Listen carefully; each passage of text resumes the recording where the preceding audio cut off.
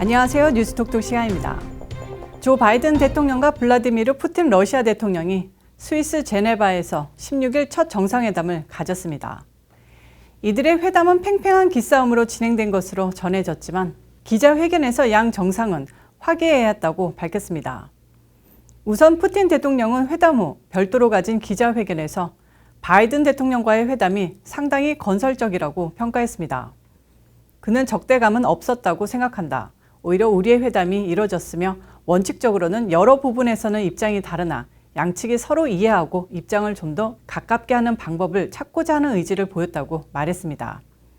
그리고 양국 각각의 대사가 러시아 모스크바와 미국 워싱턴 근무지로 복귀하는데 합의했다고 밝혔습니다.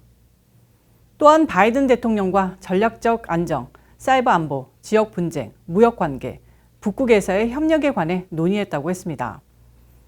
구체적으로 신전략 무기 감축 협정, 일명 뉴스타트가 2026년 만료된 후 이를 대체할 수 있는 핵 협정을 위해 협상을 시작하기로 합의했다고 설명했습니다. 또한 사이버 보안에 대한 협의 역시 시작할 것이라고 발표했습니다. 특히 양국이 전략적 안정 공동 성명에 서명했는데요. 앞으로도 미국 국무부와 러시아 외무부 간에 관련 협의가 계속될 것이라고 밝혔습니다. 조 바이든 대통령 역시 이번 회담이 분위기도 좋고 긍정적이었다고 평가했습니다. 기자회견에서 그는 전체 회담의 톤은 총 4시간이었던 것 같은데 좋고 긍정적이었다. 거슬리는 행동은 없었다고 말했습니다. 또 바이든은 나는 회담에서 하러 온 것을 했다며 양국이 상호 이익 증진과 전 세계적 이득을 위해 할 수 있는 실용적 노력의 영역을 확인하는 것, 미국은 우리의 동맹의 핵심 이익을 훼손하는 행위에 대응할 것이라는 걸 직접 전달하는 것이라고 말했습니다. 또한 미국의 우선순위 및 우리의 가치를 제시하는 것에 대해서도 말했다고 설명했습니다. 특히 바이든은 푸틴 러시아 대통령에게 양국의 신냉전이 미국과 러시아를 비롯해 누구의 이익에도 맞지 않는다고 푸틴 대통령에게 말했다고 강조했습니다. 종합적으로 조 바이든은 이번 회담으로 양국 간의 관계가 상당히 개선할 전망이 있다고 말했는데 이런 양측의 발표에도 불구하고 미국과 러시아의 관계 증진을 위해서는 앞으로도 갈 길이 멀 것 같다는 기분이 드는 건 왜인지 모르겠습니다. 다음 소식입니다. 미국에서 가장 큰 도시죠. 바로 뉴욕인데요. 오는 11월 열리는 시장 선거에서 인구 1,000만의 뉴욕시를 책임질 새로운 시장이 선출됩니다. 뉴욕은 민주당, 주로 민주당 경선이 사실상 시장 선거나 마찬가지인데 현재 흑인과 여성 후보들의 3파전이 진행 중입니다. 사상 최초의 아시아계 뉴욕시장이 될 것으로 기대를 모았던 앤드류 양의 지지율은 4위로 순위권에서 멀어졌습니다. 현재 여론조사 1위를 달리고 있는 인물은 에릭 애덤스 브루클린 구청장입니다. 24%의 지지율인데요. 2위인 뉴욕시 보건 책임자 출신의 캐서린 가르시아를 7% 차로 앞서고 있습니다. 3위는 인권 변호사 마야 와일리로 15%로 조사됐습니다. 설문조사를 진행한 뉴욕 포스트는 흑인 후보인 애덤스가 선두를 굳힌 가운데 두 여성 후보들이 추격하고 있다고 분석했습니다. 한편 대만계 앤드류 양은 13%로 4위였습니다. 이런 가운데 흑인 유권자의 43%가 애덤스 구청장을 지지하고 있는데 흑인 인구가 많은 뉴욕에서 이들의 지지도는 당락을 좌우하는 주요 요소입니다. 언론에 따르면 3선 제한 규정으로 출마가 막힌 현역 빌더 블라지오 시장도 애덤스를 지원하고 있습니다. 한편 민주당 경선은 일주일 후인 22일 열립니다. 인플레이 여파가 코로나 종식과 함께 시작될 것으로 예상된 소매 경기 회복에 찬물을 끼얹고 있습니다. 상무부는 5월 소매 판매가 전월보다 1.3% 줄었다고 15일 발표했습니다. 이는 블룸버그 통신이 집계한 전문가 전망치 마이너스 0.8%보다 감소폭이 큰 수치인데요.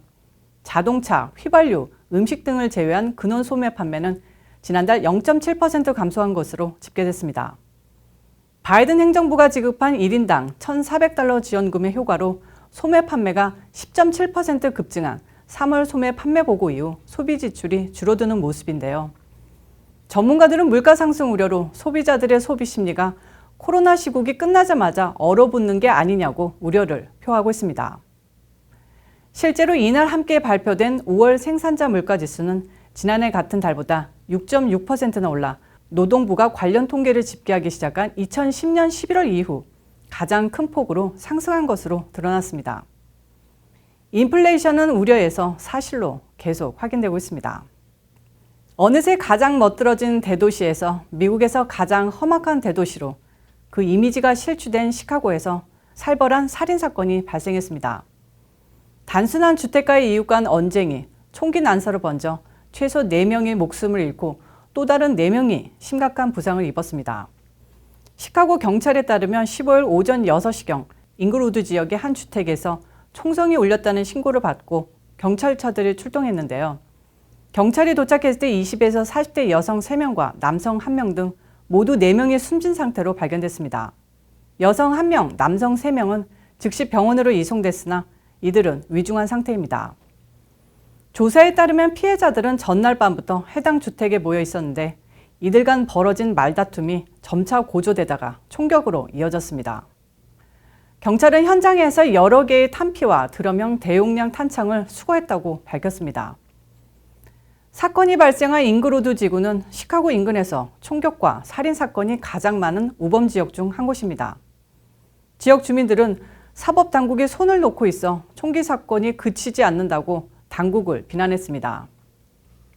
경찰에 대한 예산 삭감을 진행하고 있는 민주당 로리 라이프 시장은 이번 사건에 대해 여러 가정을 파괴하고 많은 사람에게 심각한 트라우마를 안긴 비극이라며 개별 도시가 해결할 수 있는 차원의 문제가 아니다.